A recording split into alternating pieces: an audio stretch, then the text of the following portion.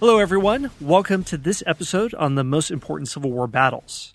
In the previous episode, James and I discussed the background of the Civil War, the decades of slow-boiling conflict, the Cold War between the North and the South, where there were diverging views on where the future of America would go. Would slavery die a slow natural death, or would, as Southerners hoped, have constitutional legal protection so that it could remain in perpetuity in the South? Well, that conflict was never resolved, so that brings us to the Civil War, and that brings us to the first battle. So, James, can you set us up with what you deem to be one of the most important battles of the Civil War? Sure. We're going to talk about the first major battle of the Civil War, which was the Battle of Bull Run, or Manassas, as it was called in the South. We'll talk about the two names a little bit later. Later, of course, it's going to be known as First Bull Run and First Manassas, for the obvious reason that there's going to be another one there later, but that's in the future. At the beginning of the war, after the firing on Fort Sumter and after the Confederate states seceded, and you had now 11 states in the Confederacy, both sides were woefully unprepared for war. I mentioned in the last episode that the whole U.S. Army only had about 16,000 people in it, and most of those were in the West. And then a lot of those end up resigning and basically quitting the Army and joining the Confederate Army. The United States Navy had only like 90 ships, but only about 40 of those were even serviceable, usable, and most of those were way off in other parts of the world. And so only about 3 or 4 were actually ready for immediate use against the South. So both sides are going to have a steep learning curve. Both sides are going to have a lot of preparation to do. And unfortunately, not enough preparation is going to be done at the beginning, as we will see. At the beginning of the war, the General-in-Chief of the United States Army, the highest ranking general, was a man named Winfield Scott. And if you know anything about U.S. history, you know about Winfield Scott. He basically, by this time, he's an American institution. Everybody knows who he is. He went back as far as the War of 1812. He had become a general by the end of the War of 1812. So, this is almost 50 years prior to the Civil War. Yeah. He was a very young general, but nevertheless, he was a general.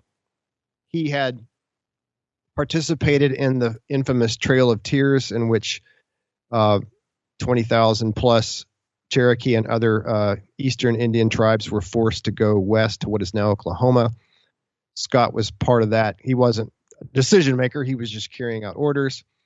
And he had been one of the 2 main generals in the Mexican-American War. He had led a brilliant amphibious assault, captured the city of Veracruz, and then marched westward and captured Mexico City, bringing the war to an end. He had run for president in 1852 as the Whig candidate. In fact, he was the very last Whig candidate to run for president. He didn't win, of course. But by the time of the beginning of the Civil War, when Fort Sumter was fired upon, he was 74 years old. He was a gigantic man. He was about 6'5" in an age when people weren't even quite as tall as they are now. Weighed well over 300 pounds. He was physically very ill, but mentally he was still all there. And Lincoln said, hey, come up with a plan to win this war. And so he comes up with a plan, and the plan basically involved strangling the Confederacy to death. He wanted to, number one, get control of the Mississippi, north to south, have complete control of the Mississippi, cutting the Confederacy in 2. He wanted to put a blockade around the Confederacy so that supplies couldn't get in and they couldn't trade with other countries. And he wanted to capture the major Confederate ports, which had also shut down imports and trade. And then he said, then and only then, if necessary, we'll send troops in to put down the South. So it was basically like a giant siege. We're going to put the entire Confederacy under siege. And his critics called it or even some that liked it, called it the Anaconda Plan, after the snake that squeezes you to death. And one thing that was Scott, he may have been really old, but he was very experienced. And he said, this war might take up to 3 years. And this war, it may take 300,000 soldiers. Everybody just laughed and said, "You've got to be kidding me. We're going to go down there and whip the rebels." The thing is that both Northerners and Southerners had a complete lack of respect, or at least most did. Obviously not everybody, but there was a lack of respect for the other side. You know, the Southern culture had always been a martial culture where dueling was popular, and people rode horses a lot, and they hunted and all that. And so everybody knew how to fire a gun. Because of this, the Southerners thought that one Southern soldier was worth at least 3 Yankees, if not more. And, the Yankees, they're just a bunch of desk clerks and storekeepers and things like that. And the Northerners tended to think of Southerners as ignorant and just a bunch of dirt farmers for the most part. So both sides thought they would just march in and just whip up on the other side and the war is going to end. Scott said, no, that's not going to happen. And it turned out Scott was right. In fact, he didn't even know the half of it. So both sides very quickly tried to assemble armies. I don't know if this is the time to say this, but I'll go ahead and say this. Today, like if let's say, think about World War II. When we had World War II, the U.S. government recruited soldiers, but they came directly into the regular army or the regular Navy. At the time of the Civil War, you didn't do that. You had state militias, and then you had volunteer companies. So basically, somebody who's a prominent local citizen, maybe a powerful, like a mayor of a town or a prominent lawyer or businessman, could just say, hey, I'm going to raise a regiment of volunteers. And once they got their regiment collected, they would become the colonel, the commander of that regiment, and then they would be designated like the 1st Ohio or the 2nd Virginia Regiment or the 23rd Mississippi or whatever. And then they would go wherever the central government wanted them to go to. And a lot of these, we talked about militia companies. Militia companies had existed since really before the Revolutionary War, but by the time of the Civil War, they really hadn't done a lot of fighting. They were social clubs where people went and sat around and drank beer and told stories. And it's your Elks Lodge off to war, basically. Yeah. So the point is that the overwhelming majority of these new recruits were completely green. By green, of course, I mean they were rookies. They didn't know what they were doing. But eventually you have a large number of troops that are marched down to Washington. And the first, a Union Army coalesces around Washington, and President Lincoln selects to be their commander. He selects General Irvin McDowell. McDowell was a West Pointer. He had been educated in the military arts. He had been an Army officer for over 20 years, but he had never commanded troops in combat. He would have been a staff officer or a desk officer. He was most famous not so much for knowing how to command troops, but for his prodigious eating abilities. He just ate and ate and ate. And there was a famous story where one time he was having a meeting he had dinner with some of his own staff officers, and one of the locals brought in a watermelon and put it down in front of him. And all these officers thought, oh, this is great. We're all going to get watermelon for dessert. McDowell cuts it up and he eats the entire thing himself, including the seeds and the rinds. So he could put away the food. He realized, he wasn't stupid though, he realized that most of these troops barely even knew how to march or how to fire a rifle. But Northern journalists did not realize that, and politicians didn't realize that. These guys knew even less about war than these new recruits or General McDowell. They were demanding that Lincoln send an army. They said, look, they looked at a map and they said, there's Richmond. It's 100 miles from Washington. Just send several thousand guys down there, march them down to Richmond and take it over. And that'll be the end of the war. And so this cry develops in the press and among politicians, on to Richmond. It becomes a rallying cry. McDowell says to President Lincoln, he says, I need more time to train. And he said, quote, my men and I are green and have little experience. But Lincoln replies, you are green. It is true, but they are green also. You are green alike. Which, that's actually a good point. The Southerners were just as unprepared as the Northerners. But so the Union sends 2 armies in Northern Virginia. the first one, the larger one under McDowell, has 35,000 men, and they're deployed just south of Washington to protect the capital. The other, a smaller group with about 18,000 men, was sent to the Shenandoah Valley, which is 60 miles to the northwest of McDowell's army. It's off to the left. As you look at a map, it's off to the, I should say, west, more precisely. 18,000 men go to the Shenandoah Valley, and they're under a 69-year-old General Robert Patterson, very old man who also was a veteran of the War of 1812. Now, for our listeners, what I want to do throughout this series is try to do what I call a mental map, because it's very hard to understand what's going on in these battles if you don't have a map in front of you. But I realize a lot of our listeners may not have a map.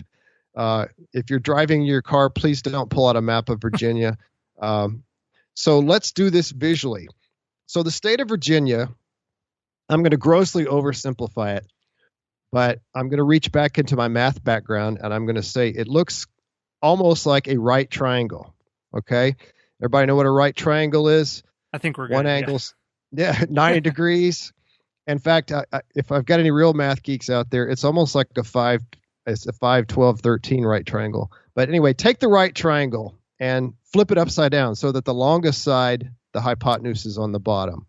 The short side is on your right as you're looking at it, and the longer leg of the triangle is left. It's slanting down. Does that make sense? So there's a point at the top, two sides slanting down, and the bottom is flat. And if you're from Virginia, I apologize. I know this may be an insult to say my state is a triangle, but that's going to work pretty good for our purposes. So Washington, D.C. is near the top point. It's a little bit down the right side. So Washington is in, let's say, the northern part of Virginia. It's actually not part of Virginia, but it's right at the border there.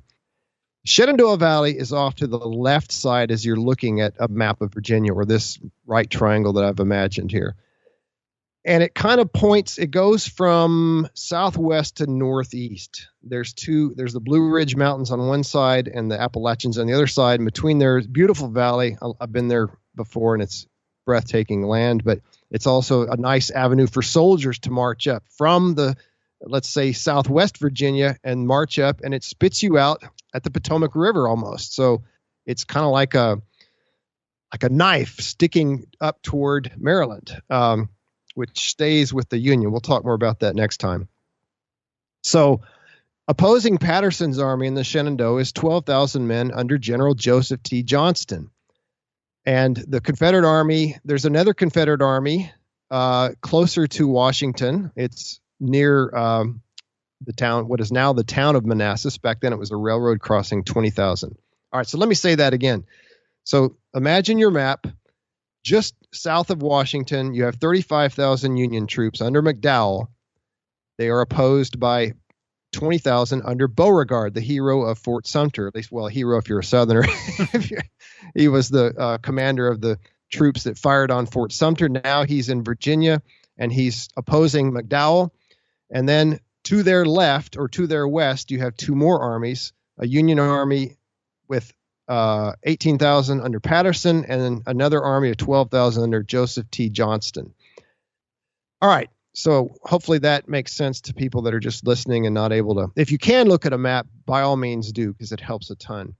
But anyway, so let's see. What's McDowell going to do? Do you have anything you wanted to add, Scott, or any questions? Yeah, I think that's a good summary. And just one quick thing I'll add. Those numbers you gave of the inferior Confederate forces, that's a good sample of how battles like this are going to continue to play out over the war. The South is numerically inferior, but the way that it can win this war, and what some grand strategists understood, and what historians, some even argue today, that it was conceivable for the South to win, was by not giving into a war of attrition, to make Union victory so costly that the Union would become dispirited and give up. So it wasn't, they just had to simply not sacrifice too many soldiers. And by doing so, they could win. They wouldn't go north. They wouldn't march on Washington, nothing like that, but make the losses so unbearable that it simply couldn't continue, sort of the way the Afghans would take out the British in the 19th century. And one other thing to your point on how inexperienced people were and how private gentlemen would raise up these militias. This goes back to our presidential fight club, where we had all of these presidents of the 19th century who were generals, they were colonels, they had very high military ranks, but they never had any battlefield experience. We kind of scratch our heads. Well, I did at least. And this is the system they came out of. They might be these part of this machine politics or this old boys club where, yes, you're an officer, but it was the equivalent of being at the Elks Lodge. And this is also a period when the Second Amendment, we understand it to mean the right to bear arms, but equally important, the Second Amendment is to form a well-regulated militia. Nowadays, the militia duties are mostly rolled up in the National Guard. And we think of militiamen today as kind of these kooky guys out in the woods and, not kind of in the borderlands of what's legal. But back then, the militia was still this, I guess you could say, ragtag assemblage. And it wasn't systematized the way that the National Guard does today. So that's a good overview and description. I just wanted to underline that. Yeah, absolutely. Let me also just piggyback on what you said. I didn't include that in the notes, but I should have. You were absolutely right to say that the South they didn't have to necessarily win. They certainly didn't have to conquer the North. They didn't even have to take over one northern state. A tie goes to the Confederacy. The Confederacy, all they had to do was stop the Union from taking over a ton of their territory and killing their armies, and just wear down the North and get the North to the point where they were ready to give up. And that almost happens a few times. They're drastically outnumbered. The Northern armies have way more guys. The North has more industrial capacity, better technology. The military leadership is about equal. Originally in the East, at least, the South has an edge. But the Southerners very much looked on the Americans in the American Revolutionary War as an example. I mean, think about the Revolutionary War. The British Empire had the most powerful navy in the world. They had one of the most powerful armies.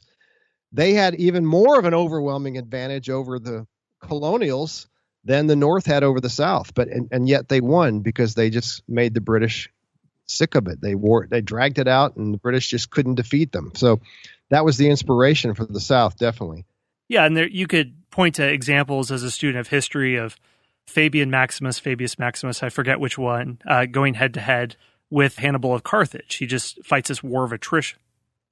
Or Vietnam War, Yeah, exactly. If you can win this war of attrition, if you can stretch out supply lines too far, if you can demoralize your better equipped, better armed opponent, why couldn't it happen is the operational logic they had. All right, so let's see how this battle comes about. McDowell takes his 35,000 soldiers and he starts marching them toward Beauregard's army of 20,000. And his goal was to cut the crucial railroad junction at Manassas and then march on to Richmond. Right?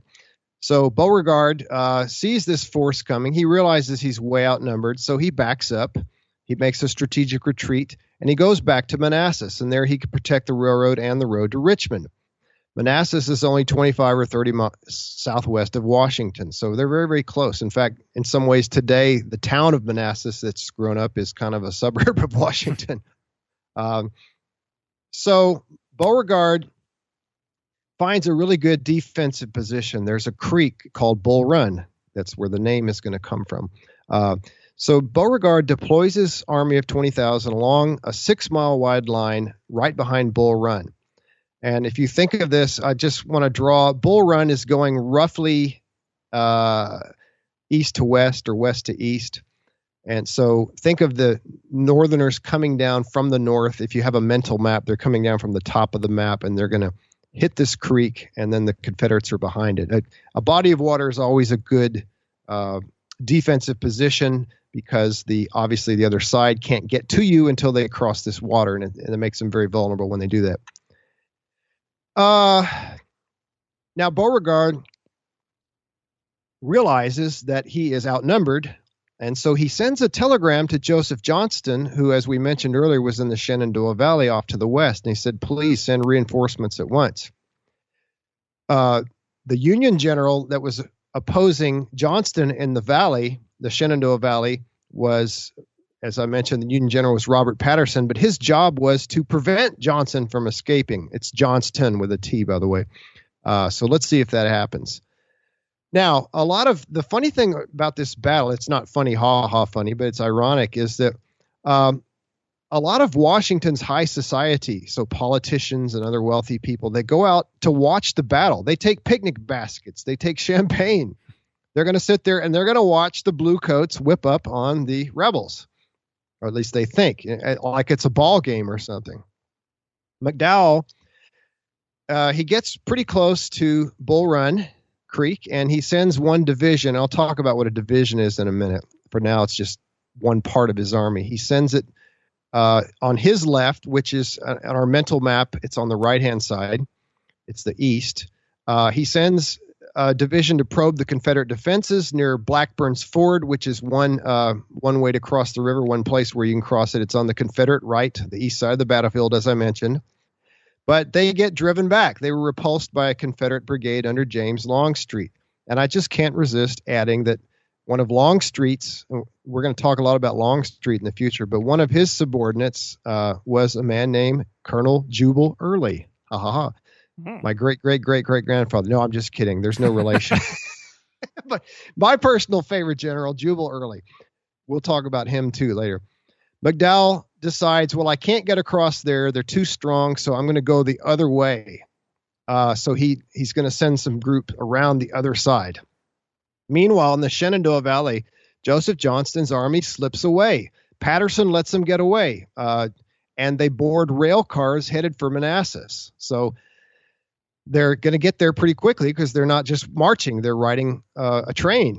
And this is kind of interesting because this is the first time that troops were rushed to a battle by rail. And I think this is ironic because the North had way, way more railroad mileage, and yet the South is the first one to take advantage of this relatively new technology to get the soldiers from one place to another really quickly. So Johnston's 12,000 are going to join Beauregard's 20,000, making 32,000. So the two forces will be roughly equal. Hey everyone, Scott here. We're going to take a very short break for a word from our sponsors. The History of North America podcast is a sweeping historical saga of the United States, Canada, and Mexico, from their deep origins to our present epoch. Join me, Mark Vinette, on this exciting, fascinating, epic journey through time, focusing on the compelling, wonderful, and tragic stories of North America's inhabitants, heroes, villains, leaders, environment, and geography. I invite you to come along for the ride. War has played a key role in the history of the United States, from the nation's founding right down to the present. Wars made the United States independent, kept it together, increased its size, and established it as a global superpower. Hi, I'm James Early, host of the Key Battles of American History podcast. In each episode, I discuss American history through the lens of the most important battles of America's wars. To start listening now, go to parthenonpodcast.com or search Key Battles of American History on your favorite podcasting platform. Once in a generation, a podcast comes along with the power and eloquence to inspire us all. This show will entertain you while you wait for that one. Join two best friends, author and former history teacher John Driver and comedian Johnny W. for hilarious and authentic conversations about life, history, culture, faith, and everything in between. You can listen to Talk About That wherever you find your podcasts or at lifeaudio.com.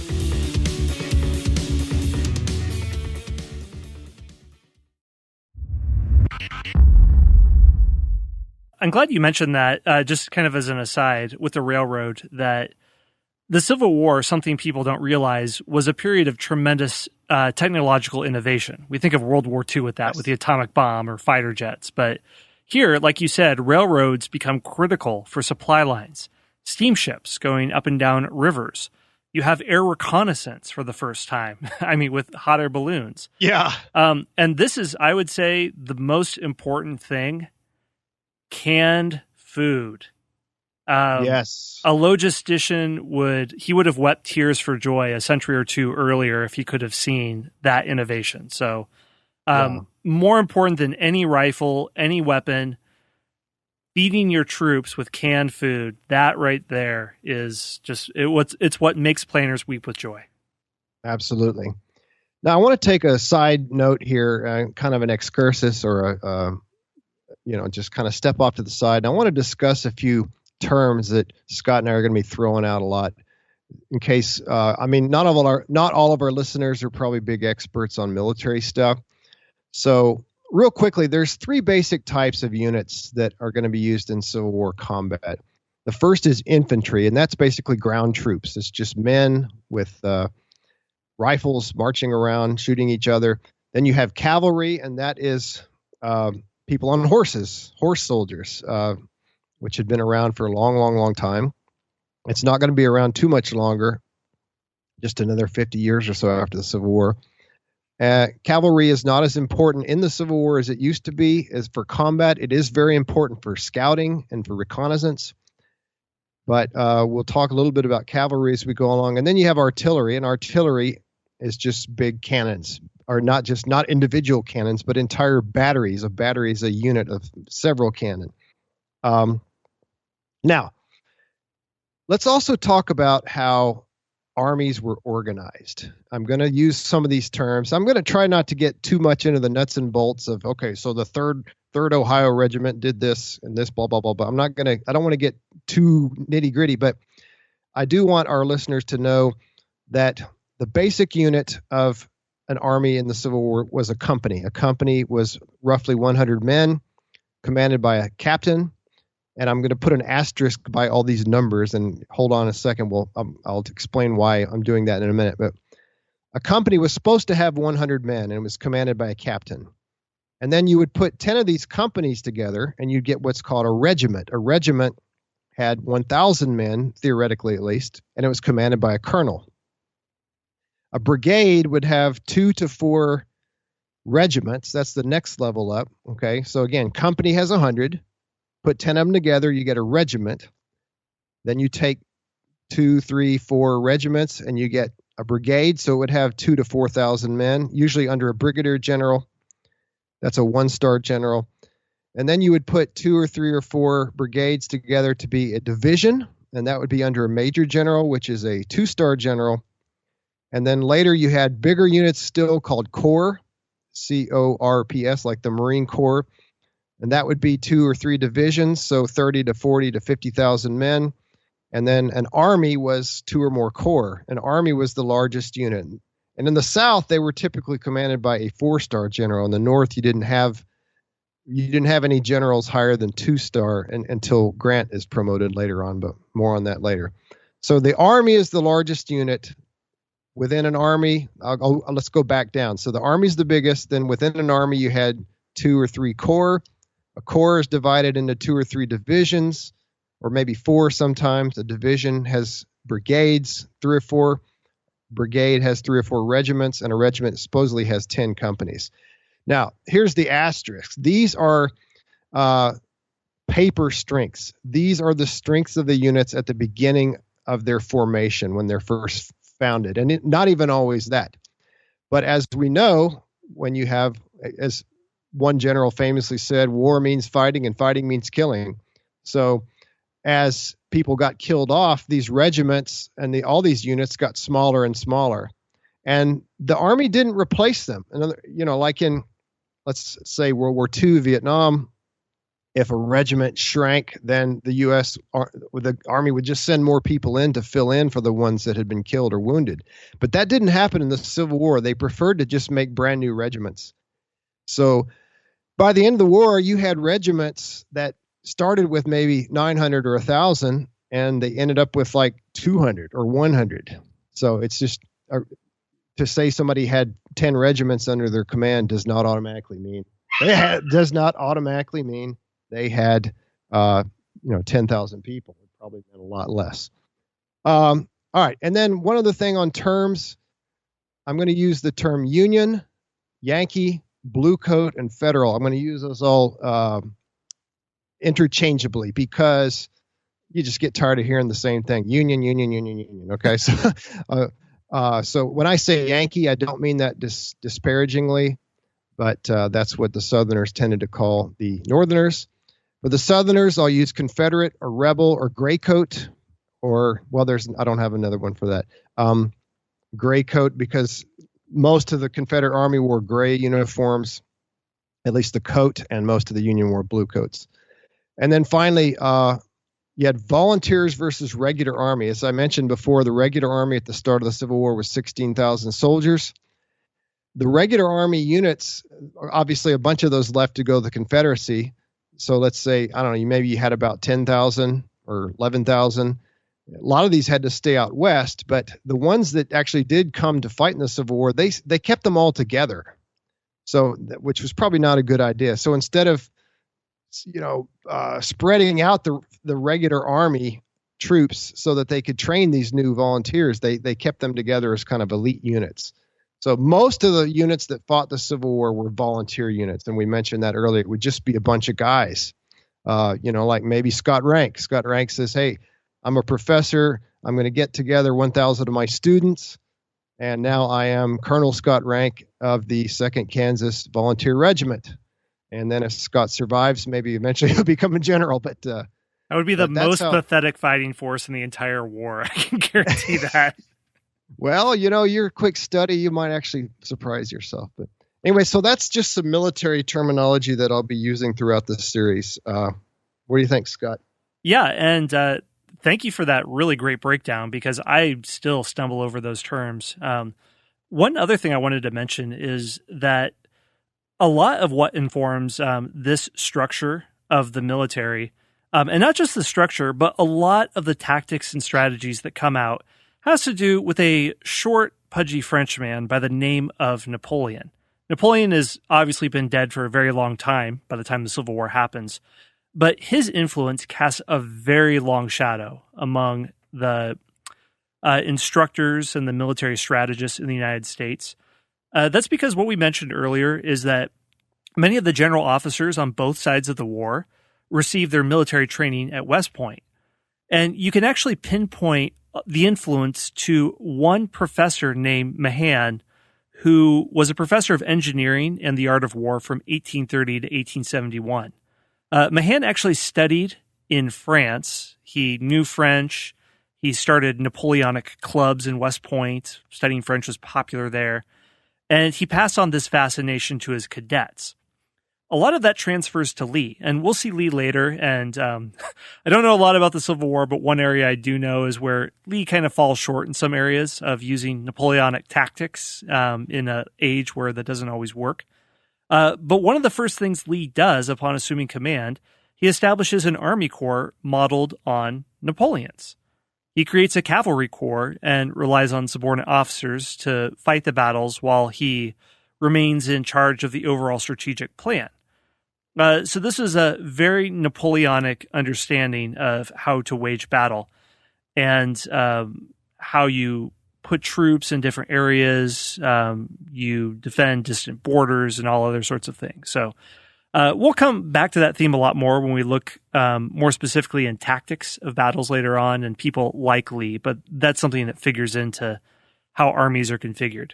All righty, so good. Let's go on now to the actual battle itself. We've seen McDowell has marched down from Washington toward the railroad junction at Manassas. He had 35,000 troops, as we saw. We saw that Beauregard had 20,000, so way outnumbered. He spreads them along the south bank of Bull Run Creek, and he calls for reinforcements. And Joseph Johnston, who was off to the west in the Shenandoah Valley, puts a lot of his men, pretty much almost all of his men, on trains, and they start heading as fast as they can to Bull Run.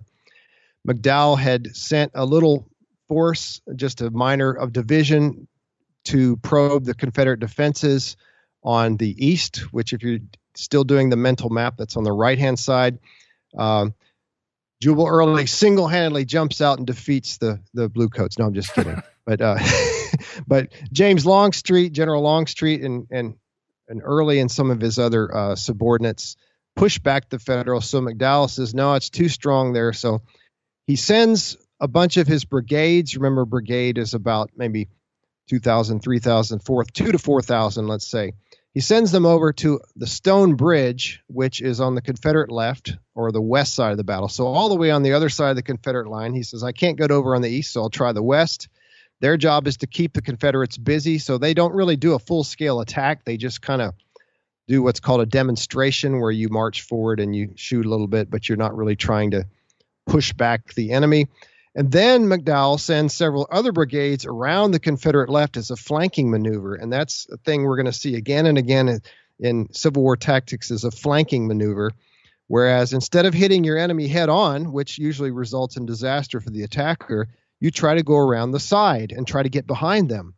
That way, if it works, you have troops in front of and behind your enemy, and they'll get surrounded and they'll have to surrender. But these troops were inexperienced, as we mentioned, all of them were. They were also exhausted from several days marching. They had marched from Washington and taken forever to get there. They make it to a place called Sudley Springs, which is on the far west of the Confederates, and it is behind them. So they do succeed in starting to get around and to turn the Confederate line. Well, a group of Confederates in the middle, they learn about this flanking maneuver, and they rush to stop them. And they meet at a hill called Matthews Hill. And the Confederates that are there, they're trying to stop the advance of these Union troops, and they're way outnumbered, but they attack. The Confederate armies were famous for being very aggressive in general. Not all, of course, but a lot of them were. And so they're not going to just sit there and wait. They're going to take the fight to the Yankees. So they do.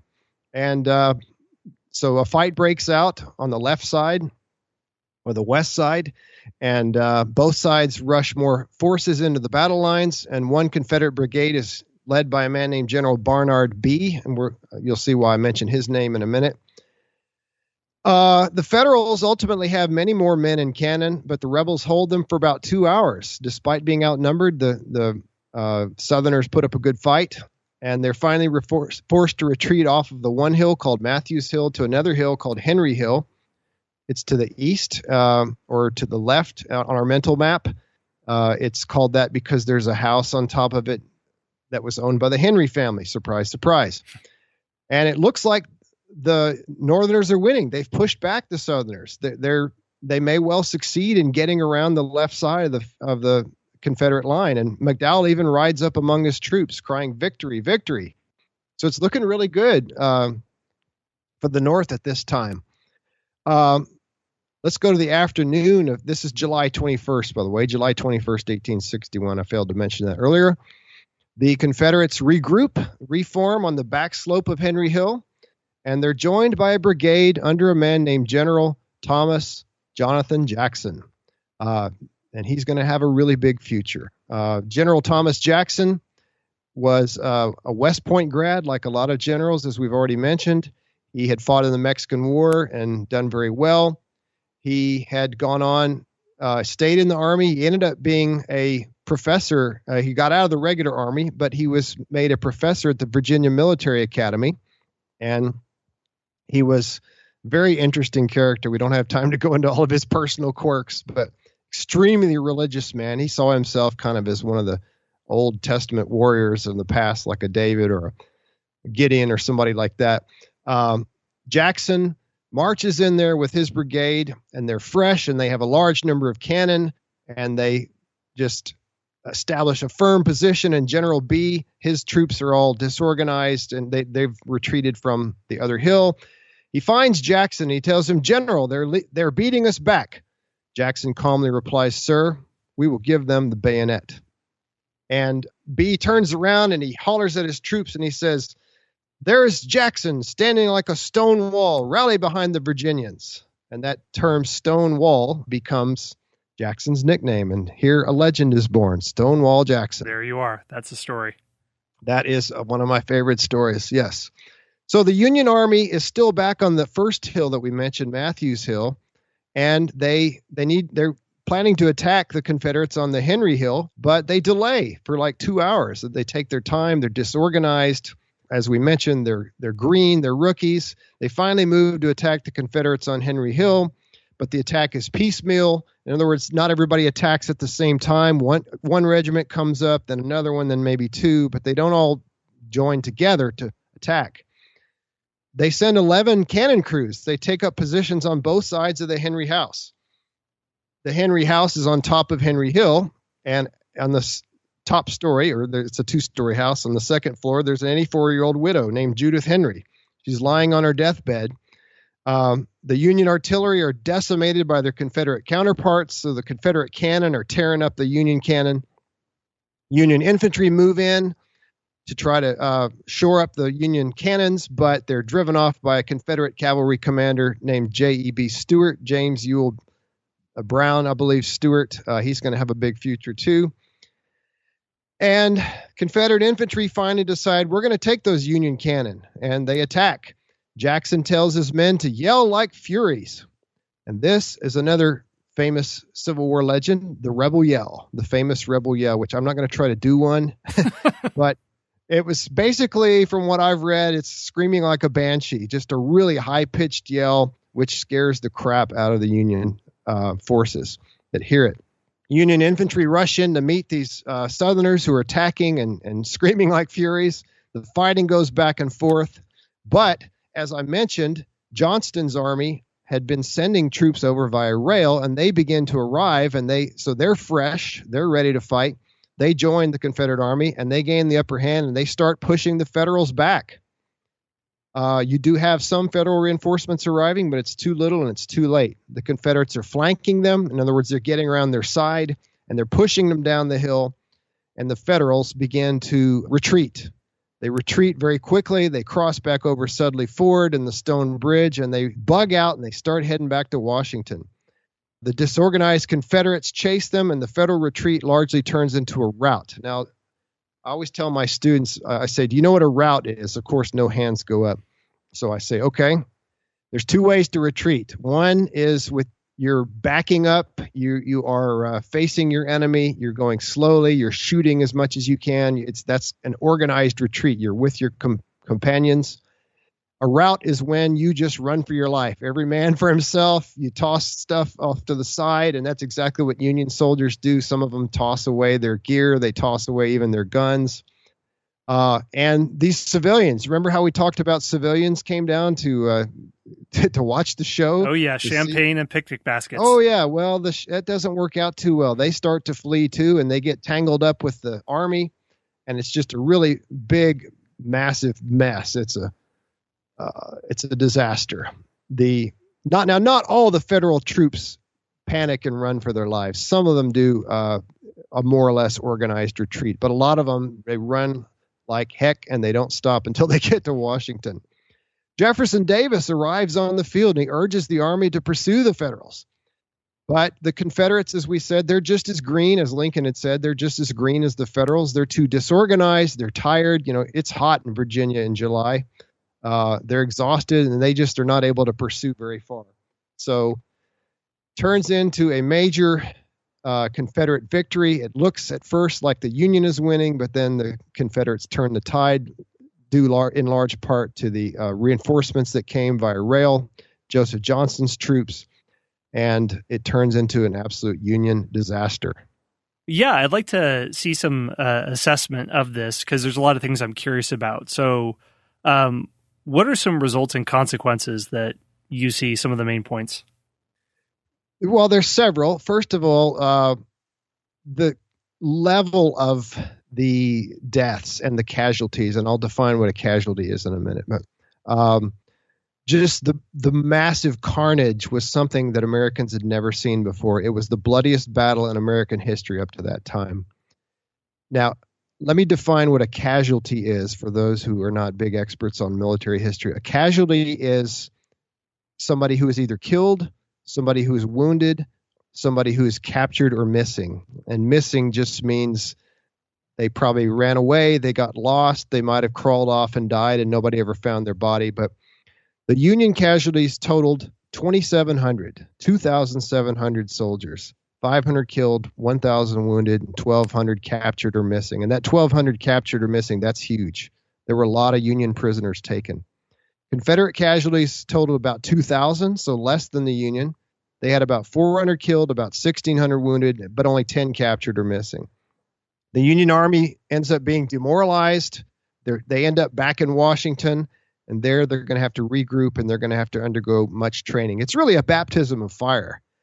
And both sides realized that their opponents were determined to fight and would be no pushover. We talked earlier about how both sides did not really respect the other side, but now they gained some of that respect, and they realized the war is going to be much more deadly and longer than was originally believed. One example, I didn't mention this earlier, but when Lincoln called for 75,000 volunteers on April 15th of 1861, these were 90-day volunteers. Everybody thought, well, we don't need them. 90 days is plenty. We'll go whip the Rebs in 90 days, no problem. Well, guess what? The next group of volunteers he asked for are 3-year people. They realized, Winfield Scott was right after all. And the South sees the battle as a vindication for secession and proof that their soldiers were superior to the Yankees. So in some ways, it inflated the South's. Well, it's kind of a mixed message. The South realizes that Yankees are not all a bunch of wimps. They're not all a bunch of pasty-faced clerks, as they used to say, and shopkeepers and, factory workers who've never fired a gun. But at the same time, they did run. They panicked. We whipped them. And so the soldiers in the Confederacy, at least this particular army, they realize we are better and we can win. We did the right thing. We didn't get beat. Hey everyone, Scott here. One more brief word from our sponsors. The History of North America podcast is a sweeping historical saga of the United States, Canada, and Mexico, from their deep origins to our present epoch. Join me, Mark Vinette, on this exciting, fascinating, epic journey through time, focusing on the compelling, wonderful, and tragic stories of North America's inhabitants, heroes, villains, leaders, environment, and geography. I invite you to come along for the ride. War has played a key role in the history of the United States, from the nation's founding right down to the present. Wars made the United States independent, kept it together, increased its size, and established it as a global superpower. Hi, I'm James Early, host of the Key Battles of American History podcast. In each episode, I discuss American history through the lens of the most important battles of America's wars. To start listening now, go to parthenonpodcast.com or search Key Battles of American History on your favorite podcasting platform. Once in a generation, a podcast comes along with the power and eloquence to inspire us all. This show will entertain you while you wait for that one. Join two best friends, author and former history teacher John Driver and comedian Johnny W. for hilarious and authentic conversations about life, history, culture, faith, and everything in between. You can listen to Talk About That wherever you find your podcasts or at lifeaudio.com.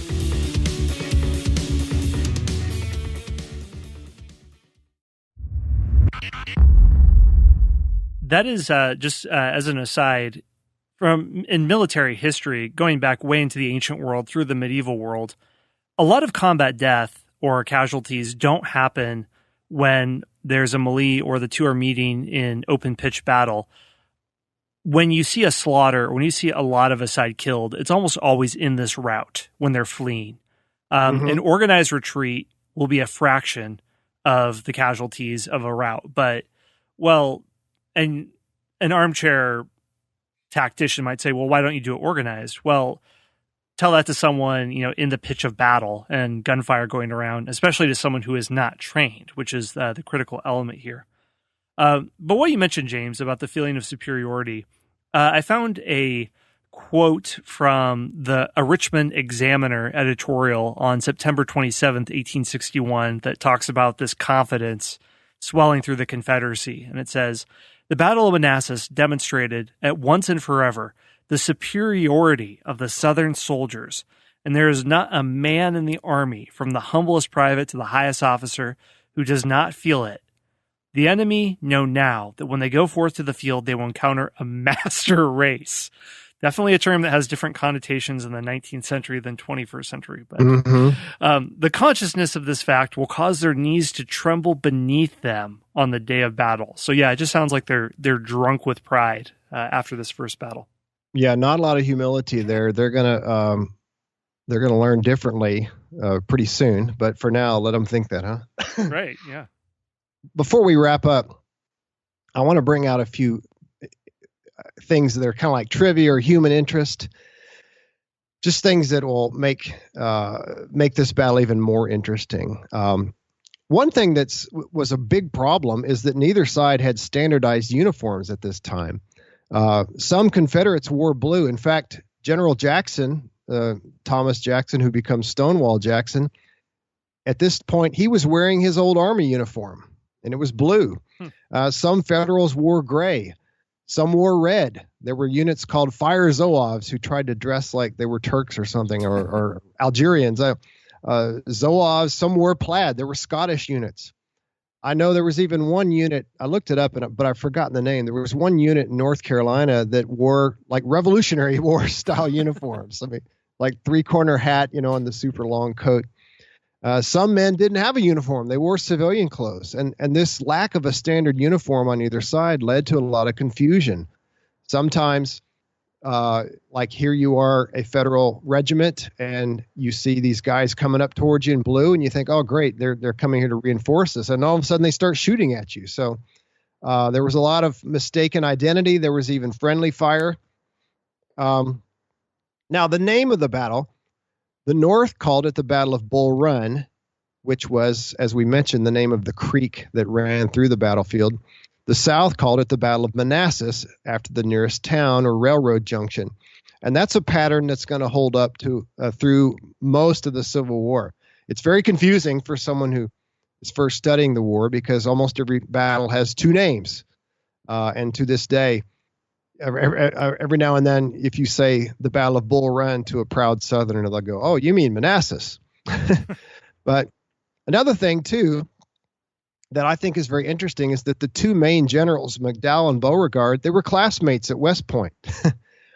We talk about one of the cliches of the Civil War is that it's a brother's war, brother fighting brother, and sometimes not literal brothers, but a guy you went to school with. You sat right next to him in class, and now you're ordering troops to fire on his troops. We're going to see that again and again. Let's see. Oh, yeah, McDowell also, not only was he a classmate with Beauregard, but he briefly served under Joseph Johnston when they were in the regular army. So that's another thing, too, is we saw how Beauregard was firing on his former instructor at West Point at Fort Sumter. And here we see McDowell is fighting against his former commander. Just one other thing, too, actually, I got two things. I lied. I got three things.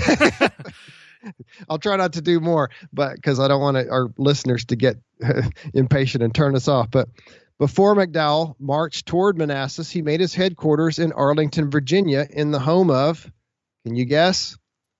Robert E. Lee. Da, da, da. Robert E. Lee lived in a really nice house on a plantation in Arlington, just across the Potomac from Washington, D.C. And McDowell takes it over and makes it his headquarters, and it ends up being permanently held by the Union, and later it becomes the site of Arlington National Cemetery. In other words, the Union is not happy with Lee for what he did for jumping ship and joining the Confederacy, and they stick it to him by making his house a cemetery, basically. Not his house, but his yard. Another thing is we talked about the Henry House at the top of Henry Hill, where Jackson stood like a stone wall and rallied the troops, and where the site of the beginning of the victory of the Confederacy. Well, Judith Henry was killed by Federal artillery. Poor woman was 84 years old. She was on her deathbed, but a war breaks out outside of her house. She's on her deathbed. Yeah, exactly. Wow. The Confederates had set up a sharpshooter nest in the second floor of the house. Sharpshooters are what we would today call snipers. So the Union didn't appreciate the fact that people were shooting at them and picking them off from this house. So they said, blow it away. And so she's killed by a Union shell. And finally, this is, I think, the most ironic and interesting thing, or one of them about the war, is that one of the houses that was on what ended up being the battlefield, it was owned by a man named Wilmer McLean. Wilmer McLean had a nice house, and at one point Beauregard made it his headquarters, and he was having dinner, and he said himself later, a comical effect, there was an artillery fight going on. Beauregard says, a comical effect of this artillery fight was the destruction of the dinner of myself and staff by a Federal shell that fell into the fireplace of my headquarters at the McLean House. So Beauregard's about to have supper, and so much for that dinner. And you really what's really it. Well, yeah, what now? And he really liked supper too, so he probably took this very personally. Yeah, it's like, dadgum, so hungry. But Wilmer McLean was kind of he survived the battle, but he was shook up, obviously, as you would be if Union shells are landing in your house. Wilmer McLean decides after the battle he's going to abandon this house. He's going to move to another place. He says, I'm going to move somewhere way far away from all this fighting, far down in Virginia, somewhere that I will never have to deal with this war again. So he goes down and he buys a house in a place called Appomattox Courthouse. Oh, Wilmer, irony follows you around like the child of Alanis Morissette and O. Henry. So absolutely. And so that house is going to have a big future, but I will not give it away right now. Well, yeah, I mean, there's a million things we could do. And just one other thing I'd like to mention, James, as you were describing the difference between casualties and fatalities, that there were 2,700 Union casualties, 2,000 Confederate casualties, approximately 900 killed, but then there are many we don't know about, so it's much larger. I think we have to keep perspective on how many people really die in the Civil War. If we think about in the modern context of the Iraq War from 2003 onward, I don't know how many American troops are killed, a few thousand, I think, if that's accurate. Now, compared to something like the Red Army in World War II, the deaths in the Civil War are minor, but it's, I think, is it the most destructive conflict in American history?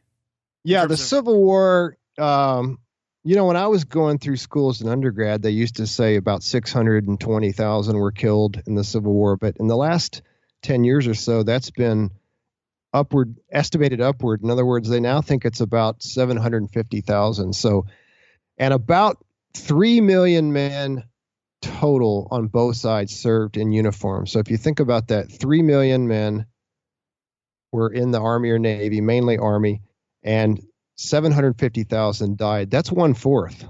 25% died, not casualties, died. And there were, if you talk about wounded, it was well over 1 million.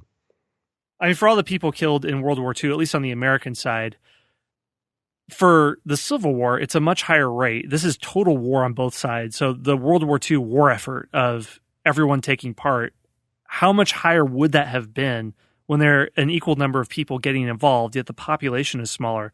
So this is almost more on the side of what Russia or the Red Army is going through in the Civil War compared to the American World War II experience.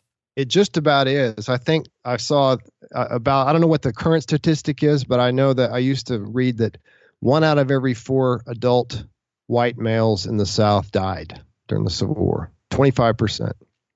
Yeah. So just the scale of all these things that we're rattling off compared to today with conflicts, it goes beyond the Iraq War, goes beyond the Vietnam War. And it's only going to get bigger and bigger. Yeah, this battle, as I mentioned, had by far the largest loss of life to that point, but this is going to be small potatoes after some of the other battles we're going to talk about, relatively speaking. Right.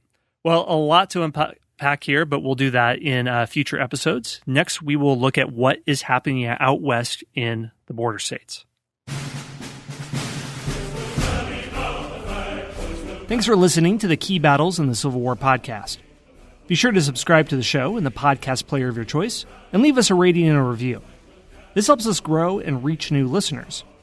You can also find maps of the battle sites, show notes to each episode, and plenty of other history info by going to keybattlesinthecivil war.com.